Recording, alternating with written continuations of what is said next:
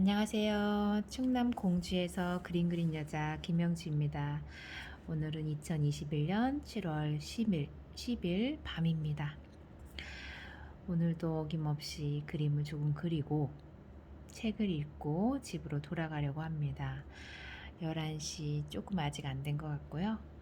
밤이 선생이다. 황현산 산문집을 오늘 읽고 돌아가려고 합니다. 빈집. 기영도의 시 빈집은 슬프다. 낯익고 순탄한 리듬이 애절한 말들을 실어 나를 때 벌써 무력해진 우리는 해 뜨기 전에 는 개처럼 지표면에 낮게 깔린 마음을 다시 추스리고 싶어 하지 않는다. 이 상처는 아득할까자다. 이 시를 시답지 않게 평가하는 사람들에게 문제가 되는 것도 역시 저 통속적인 주제와 함께 이 감상적인 어조이다. 그러나 얼이 조금 빠져있는 날, 낡은 곡조 하나를 별 까닭도 없이 자꾸만 입속으로 되뇌듯 좀 귀찮다는 생각을 하면서도 이 시를 몇 차례 반복해서 읽다 보면 무언가 석연치 않은 것이 혀끝에 밟힌다. 그리고 우리는 갑자기 이 시를 슬프게 읽기보다는 불안하게 읽는 편이 더 낫겠다는 생각이 든다. 사랑을 잃고 나는 쓰네. 잘 있거라 짧았던 밤들아. 창밖을 떠돌던 겨울 안개들아. 아무것도 모르던 촛불들아. 잘 있거라. 공포를 기다리던 흰 종이들아. 망설임을 대신하던 눈물들아. 잘 있거라. 더 이상 내 것이 아닌 열망들아. 장님처럼 나 이제 더듬거리며 문을 잠그네. 가여운 내 사랑 빈집에 갇혔네. 첫 줄에 잃어버린 사랑과 마지막 줄에 빈집에 갇혀 있는 사랑은 같은 사랑일까 다른 사랑일까? 앞의 사랑은 사랑했던 대상이고 뒤의 사랑은 그 무정한 사랑을 포기하고도 여전히 정리하지 못한 미련인가. 이렇게 생각하면 이 시는 슬프다. 앞의 사랑도 뒤의 사랑도 모두 사랑하는 마음이자 그 마음이 변질된 상태라고 보아야 하지 않을까. 이렇게 보면 이 시는 불안하다.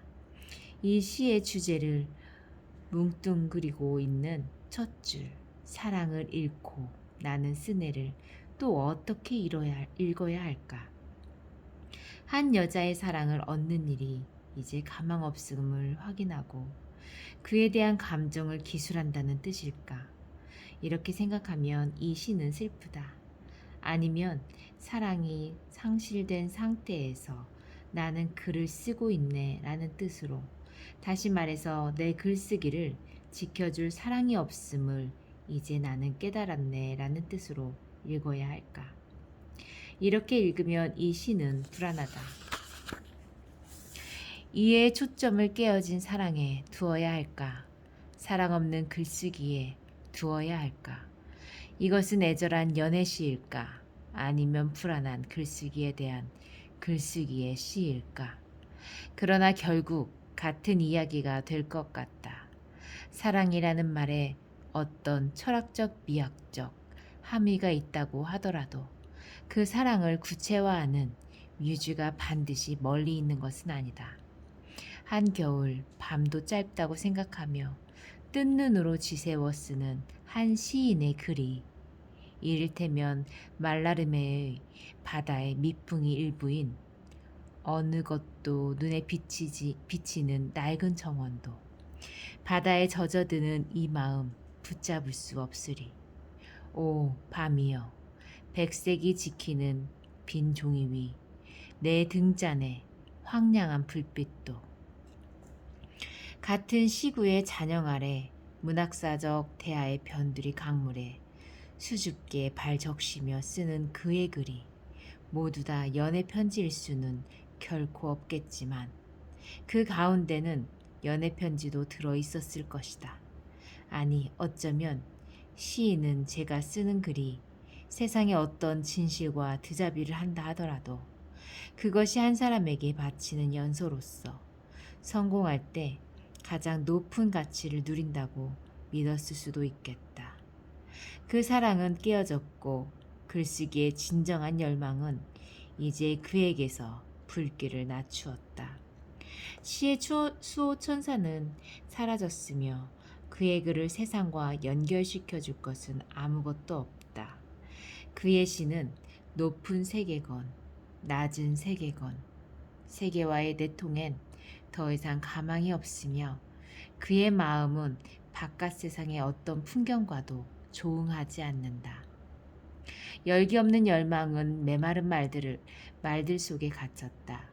슬픔은 언젠가 가라앉겠지만 이 불안이 해소될 일은 없다. 김기덕 감독이 영화 빈집을 구상할 때 잠시라도 기영도의 빈집을 염두에 두지 않았을까. 김기덕의 영화와 기영도의 시는 주제도 서술의 방법도 전혀 다르지만 두 사람이 생각하는 빈집이 모두 혼 없는 집이라는 점에서 같다. 영화에서 빈집을 찾아내어 잠시 머물며 밀려있는 빨래도 대신해주고 고장난 기계들도 고쳐놓은 주인공이 그 없는 혼을 대신한다 하겠지만 이 수호천사 자신이 늘 쫓기는 신세이며 제가 깃들어야 할 몸은 늘 다른 사람의 지배 아래 있다. 그는 마침내 제 몸을 완전히 감추는 법을 알게 되지만 그것은 오히려 그의 절대적인 고립을 말할 뿐이다. 그가 다른 남자의 등 뒤에서 사랑하는 여자와 눈을 맞추고 그 손을 잡고 그 입술에 입술을 포갤 때 그는 이미 죽음의 형식으로 기껏해야 추억의 형식으로 거기 있을 뿐이다. 김기덕의 영화 빈집의 해피엔딩은 그래서 그가 만든 다른 가혹한 영화의 엔딩만큼이나 혹은 그보다 더 비극적이다. 빈집들은 제각기 한 삶의 슬픔과 연결되어 있지만 그 슬픔은 곧 모든 삶의 불안이 된다. 나는 빈집을 한꺼번에 많이 본 적이 있다. 어머니가 마지막 병석에 누워 계실 때 당신의 수첩에서 찢어낸 먼 친척 노인의 낡은 주소를 들고 도봉전철역 뒤편의 가난한 동네를 찾아가 그 골목에 차를 세웠다. 동네에는 아무도 살지 않고 집들은 비어 있었다. 여기저기 너덜거리며 걸려있는 플랜카드에 날선 구호들이 저간의 사정을 말해주었다. 찾아낸 주소에도 물론 사람이 없었고 반쯤 열려있는 출입문 밖에는 하얀 플라스틱 화분들만 한 줄로 놓여 있었다. 고추와 토마토, 드러난 뿌리와 대궁은 바스러질 듯 말라 있었지만 가지의 끝에 잎사귀는 아직 푸르고 크기를 멈춘 열매들은 때이르게 붉었다. 나는 빈집들을 들어가 보았다. 어느 선반에는 꼭지 떨어진 금성 라디오가 위험하게 얹혀 있었고 어느 방 한가운데는 석유 곤로가 엎어져 있었다. 한 가족이 문설주의 못에 걸어두고 간 면바지는 그냥 입어도 좋을 만큼 깨끗했다. 고개를 숙이고 들어가야 할 낮은 집의 연기에 그을린 벽에는 책상과 작은 책꽂이를 기대해 놓았던 자리가 선명했다.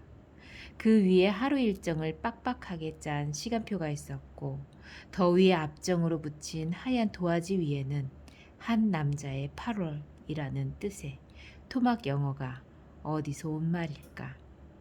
알파벳 하나하나에 윤곽을 그리고 그 안에 정성스럽게 빗금을 친 형식으로 적혀 있었다. 천장에 번진 곰팡이 자국은 집마다 달랐고 남겨놓은 물건들도 달랐다. 어느 집은 끝이 부러진 식칼과 도마를 남겨놓았다. 방 구석에 가지런히 모아놓은 소주병 옆에 비닐봉지에는 마른 땅콩이 제법 많이 들어있었다. 색바랜 누비 이불과 베개를 보았고 올만 남은 담요와 그 위에 흩어져 있는 머리핀들을 보았다. 그 동네에 사람이 전혀 없었던 것은 아니었다. 내가 차를 세워둔 곳으로 걸어가고 있을 때 땅바닥에 물을 끼얹는 소리가 등 뒤에서 들려왔다. 고개를 돌려보니 천신보살이라고 간판을 단 집 앞에 회색 옷을 걸친 중년 여자가 누런 대야를 손에 들고 내 쪽을 물끄러미 바라보고 서 있었다. 나는 잠시 머뭇거리다가 재빨리 차 문을 열고 시동을 걸었다. 빈집에 살 빠진 여닫이 종이문과 그 위에 빗장 삼아 가로 질러 놓은 나무 기둥. 이 사진은 강운구가 1995년 충청북도 제천시 한수면에서 찍은 것이다. 작가는 버려진 빈집을 지키는 것, 가로친 빗장으로 남긴 미련이라고 간단한 메모를 붙였다. 떠나간 집주인의 미련이 그러나 이 빗장으로만 표현된 것은 아니다. 연기와 때에 쩔어 콜타르라도 먹인 듯이 보이는 검은 기둥에는 문패가 아직 붙어 있고 눈을 가늘게 뜨고 오래 들여다보면 이름 석자를 읽을 수도 있다. 주인은 언젠가 이 집에 다시 와서 살게 될 날이 있으리라고 믿었을까? 설령 그날이 온다 하더라도 옛날에 가난하고 고달팠을 삶을 다시 연장하고 싶어 했을까? 주인이 돌아오지 못한다 해도 빈집이 저 혼자 간직하고 견뎌야 할 것은 있다. 이를테면 내가 재개발 지역의 빈집들을 기웃거리며 맡았던 냄새들. 집마다 달랐던 이 냄새를 나는 조금 멋쩍게 집의 수호신이라고 부르고 싶은데 그럴 만한 이유가 있다. 우리 가족이 고향집에 살 때 방마다 다른 신이 있었다. 광에는 성주신이 있고 부엌에는 조왕신이 있고 뒷간에는 측신이 살았다. 그리고 귀신마다 냄새가 달랐다. 광의 냄새는 매주를 띄웠고 안방의 냄새는 술을 잊게 했고 뒷간의 측신은 집과 풀을 두엄으로 바꾸었다. 이 냄새, 신들은 우리와 함께 살아왔고 우리와 함께 그 영겁이 깊어졌을 뿐더러 우리 운명의 여러 부분을 지배했다. 그것들은 우리와 숨결을 교환하고 때로는 감정의 파동을 교환했다.